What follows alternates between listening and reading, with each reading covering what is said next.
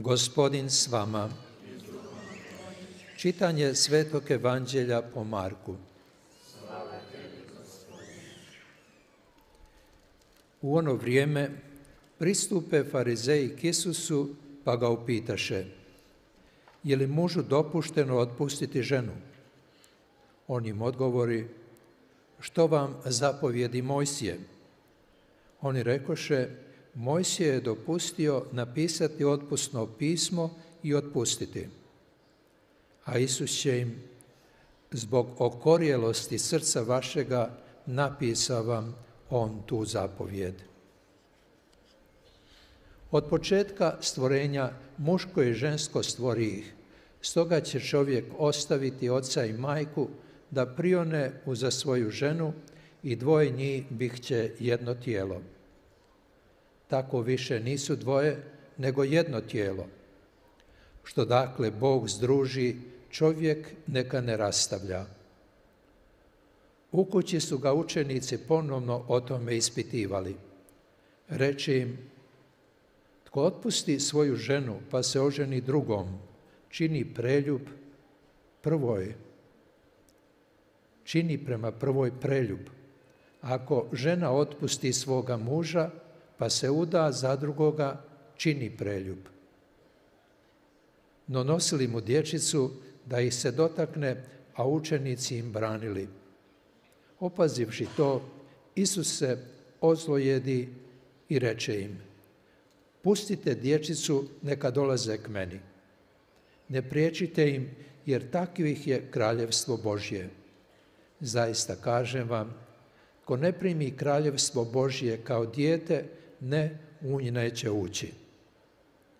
Na to ih zagrli, pa ih blagoslivljaše, polažući na njih ruke. Riječ Gospodnja. Slava tebi, Kriste.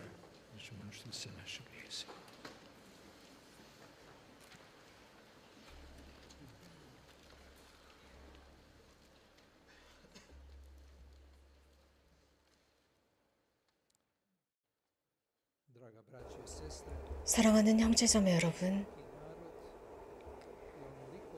각각의 민족은 자신의 가족이 얼마나 건강한지 여부를 알고 있습니다. 이유는 그 가정이 건강하다면 상호 사랑과 서로를 위한 희생이 존재합니다. 유명한 쿠시네 라분의 유대인은 이런 말을 했습니다. 한 번은 결혼하기 직전에 남녀 젊은이들과 면담을 했답니다. 결혼 날짜가 가까이 다가오고 있었습니다. 이렇게 물었습니다. 혹시 삶 속에서 이런 결혼 서약에 어떤 무엇인가 반대되는 것을 할 수 있습니까? 라고 물으면서 남편이 죽을 때까지 끝까지 충실하게 이 결혼 생활을 지킬 수 있겠습니까? 그래서 우리가 사랑할 때까지, 우리들의 사랑이 끝까지 지속될 수 있도록 우리는 노력할 것입니다. 라는 답을 하게 됩니다. 그러나 어느 날인가 더 이상 두 사람 사이에 사랑이 없다라고 느낄 때는 어떻게 하시겠습니까? 사랑이 없다면 계속 그 결혼 생활을 유지하는 것이 정당하다고 생각합니까? 그러자 그 라푸노는 그들을 바라보면서 이런 답을 했다고 합니다. 그렇죠. 불가능하겠죠. 사랑이 없는데 함께 산다는 것이 굉장히 어렵겠죠. 사랑의 서약을 했는데 말입니다. 사랑을 전제로 했기 때문입니다. 하지만 여러분들이 아시는 바와 같이 결혼 생활이 끝까지, 죽을 때까지 서로가 평생 사랑하면서 살아가는 것은 쉽지 않습니다. 하지만 여러분이 결혼하기 전에 저는 여러분들에게 미리 경고하고 싶습니다. 결혼 생활을 하기 전에 여러분들이 지금 저에게 물으신 대로 결혼 생활 중에 사랑이 사라진다면 어떻게 하면 좋겠습니까? 라는 질문을 한다면 결혼을 하지 않는 것이 좋습니다. 그 결혼 생활은 얼마 가지 못할 것입니다. 정말 굳건한 사랑과 신실한 마음, 신실하게 서로를 존중하고 이해하는 마음이 있어야 합니다. 결혼 생활이라고 하는 것은 두 사람이 서로 함께 산다라는 동거, 라는 개념을 넘어서는 것입니다. 결혼 생활은 좋고 나쁘고 슬프고 기쁘고 모든 것들을 모두 수용하는 것입니다. 삶의 모든 어려움과 삶의 모든 괴로움과 실망과 절망 자체까지도 수용하는 것이 결혼 생활입니다. 결혼 생활 속에서 기쁨만이 있는 것이 아닙니다. 또 우리는 함께 살아가면서 서로가 불완전하다는 것을 인정해야 하는 것입니다. 그러면서 그 라비는 이렇게 말했다고 합니다. 이런 모든 것들을 감수하고 인정할 때 좋은 결혼 생활을 이어갈 수 있습니다. 그리고 서로를 향한 믿음이 있어야 합니다. 이러한 믿음이 없을 때 가장 먼저 큰 시련이 다가왔을 때 이 결혼 생활은 무너지게 되어 있다라고 했답니다. 형제자매 여러분, 결혼 생활이라고 하는 것은 그저 분홍색의 장밋빛의 인생이 아니라는 것입니다. 그러나 우리가 분명히 알아야 하는 것은 분홍색의 장미는 가시가 잔뜩 달린 이 장미나무에서 꽃핀다는 것을 알아야 합니다. 이 결혼한 두 사람의 운명은 모든 것을 함께하는 것입니다. 서로에게 선물이 되는 생활입니다. 서로에게 책임을 지는 생활입니다. 서로가 서로에 대한 책임을 지고 살아가는 동거의 생활입니다. 이런 관점에서 일치했을 때 이러한 결혼 생활을 하나님께서는 축복해 주십니다. 하나님께서는 사람들에게 서로 사랑할 수 있는 가능성, 사랑받을 수 있는 가능성을 부여하셨습니다. 결혼 생활이라고 하는 것은 그저 신랑 신부가 그 결혼하는 날 어떤 선물 상자를 받는 것으로 끝나는 것이 아닙니다. 결혼 생활 부부는 날마다 자신들의 삶 속에서 함께 하기를 연습하는 것입니다. 결혼 생활은 이런 생활의 초기일 뿐입니다. 시작일 뿐입니다. 그래서 결혼 생활의 축제의 모든 분위기는 그날이 끝나겠지만 결혼 생활 자체는 평생을 지나갑니다. 그래서 부부들은 이기적인 사랑이 아니라 상호적인 사랑 속에 살아가야 합니다. 그래서 이 두 사람은 자신들의 결혼, 자신들의 사랑이 어디까지 도달하는지를 매일 시험하면서 그것을 확인하는 것입니다. 이러한 사랑의 생활, 일치의 생활에 얼마나 투자를 했는지에 따라서 많은 것을 얼마나 받은지 여부가 달려 있습니다. 사랑이 성숙해야 합니다. 부부의 사랑이 성숙해야 합니다. 그렇기 때문에 결혼 생활은 많은 희생을 요구하고 있습니다. 성숙함과 개방성과 희생을 요구하고 있습니다. 누군가는 이런 말을 했습니다.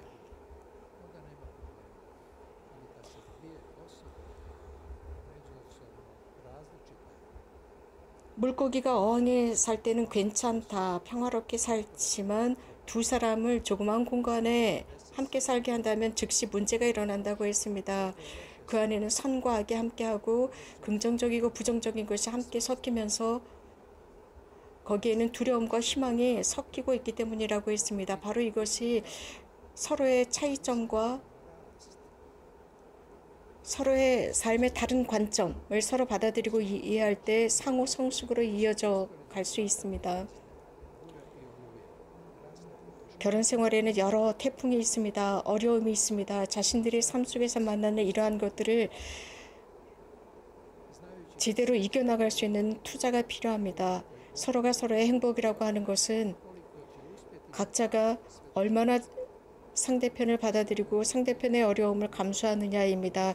그래서 부부가 서로를 사랑하는 것입니다. 그래서 자신만의 사랑이 아니라 상대편을 향한 사랑을 우선적으로 생각해 줄 때 결혼 생활에서 성공할 수 있습니다. 바리사이들은 예수님께 질문을 합니다. 또 제자들도 같은 질문을 했습니다. 그때 예수님께서 답하신 것은 이러한 결혼 생활이야말로 하느님께 뿌리를 두고 있다고 했습니다. 하느님께서 남자와 여자를 하나로 일치시켜 놓았고 이것을 갈라놓을 수 없다라고 하셨습니다. 예수님께서 제자들에게 말씀하고 계실 때, 즉 이 아주 중요한 주제에 관해서, 즉 결혼 생활이라는 주제에 관해서 말씀하실 때 예수님께서 보신 것은 거기에 어린아이들이 예수님께 다가가는 것을 막고 있었습니다. 여기에 또 다른 가르침을 하십니다. 누구든지 예수님의 말씀을 들은 사람들은 어린아이들처럼 단순해야 한다라고 했습니다. 그리고 직접적이어야 한다라고 했습니다. 그럴 때 하느님의 나라에 들어갈 수 있다는 가르침을 하십니다. 우리는 우리들의 유년 시절을 넘어섰습니다. 하지만 우리들의 마음 안에는 여전히 어린아이 같은 덕이 남아 있습니다. 또 어린아이들이 지니고 있는 이러한 덕의 요소 몇몇은 우리가 유지해야 할 것입니다. 예수님께서 분명히 말씀하셨습니다. 물론 어떤 육체적으로 정신적으로 보는 그런 어린아이들이 아닙니다. 어린아이들의 순수함입니다. 어린아이들 같은 순수함이라는 것입니다. 어린아이들조차도 여러 가지 것을 넘어서야 합니다. 어린아이들은 미성숙하고 무책임합니다. 그래서 많은 것들을 요구하고 자신들의 요구가 들어지지 않으면 투정을 부리는 이러한 모든 것들, 어린아이들은 이러한 것들을 또 넘어서야 하고 성숙해야 합니다. 바로 그런 아이들의 모습을 예수님께서 말씀하시는 것이 아니라 그 아이들이 지니고 있는 그 완전한 순수함입니다. 이러한 어린아이들 같은 순수함을 지녔을 때 우리들의 삶은 훨씬 더 수월해질 것입니다. 어떤 교사를 하시던 카톨릭 신부님께서 이런 말씀을 하셨습니다. 저녁 늦게 예전에 학생이 찾아왔다고 했습니다. 그 학생은 나쁜 아이들과 돌아다니던 탈선한 아이였고 지금은 범죄자가 되었던 그 친구가 신부님을 찾아옵니다. 그래서 이런 과거의 모든 삶의 스타일을 버리려고 노력합니다. 자신의 삶을 더럽혔고 자신의 이름에 불명예를 가져다 주었던 이러한 모든 것들을 버리고 싶어 했습니다. 사실 이 청년은 학생일 때 똑똑했고 인텔리였고 개방되었었고 성격도 좋았습니다.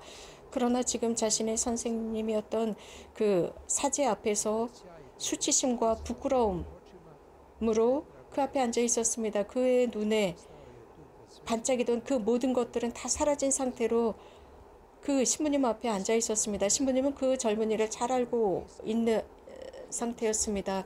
이 젊은이는 자신에게 어떤 일이 일어나는지 솔직하게 고백했습니다.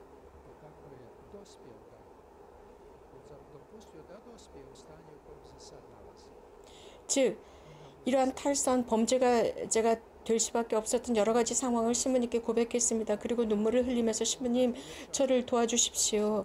저는 예전의 모습으로 돌아가고 싶습니다. 제가 16살 때 그 모습으로 돌아가고 싶다라고 울면서 도움을 청했습니다. 이 청년은 진심으로 말을 했고 신부님은 그를 보면서 깊은 감동을 받았습니다. 그가 무엇을 원하는지 알고 있었죠. 이 젊은이는 저의 그 순결했던 삶으로 돌아가고 싶습니다. 제가 모든 것을 잘 알고 정직하게 살았던 삶으로 돌아가고 싶습니다. 정말 제가 그렇게 할 수 있겠습니까? 돌아갈 수 있겠습니까? 신부님 저를 도와줄 수 있겠습니까? 라고 물었다고 합니다. 정말 그 신부님은 이 젊은이를 도와줄 수 있었을까요? 형제자매 여러분, 아담과 하와는 죄를 짓기 전에 그 순수함, 순결함을 지니고 있었습니다. 우리들의 삶에도 이런 일들이 일어날 수 있습니다. 우리들의 삶에는 어둠의 삶들, 어두움이 자리를 하는 경우가 있습니다. 그래서 우리들의 원래 순수함을 잃는 경우가 있지만 우리는 다시 그 자리를 회복할 수 있습니다.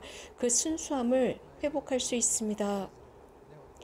처음에는 미성숙하고 무책임했었던 것들, 그래서 악이나 고통을 경험했었지만 그러나 순수했을 때, 원래 하나님께서 만드셨을 때 이러한 죄의 부정적인 것을 모르던 상태였습니다.